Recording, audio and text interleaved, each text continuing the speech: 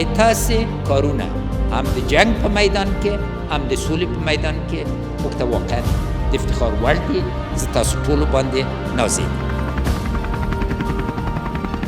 هر کدامتان نور چشم از این مملکت هستید او تاسو میندونه مننه کوم چې تاسو غوندې زامن او لونه تربیه کړو.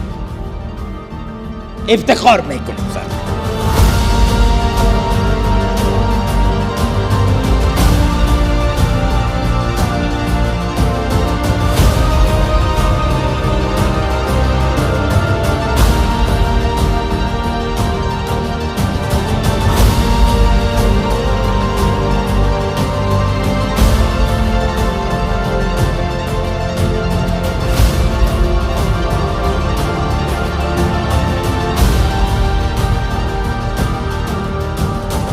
سرباز وطن، عیدت مبارک.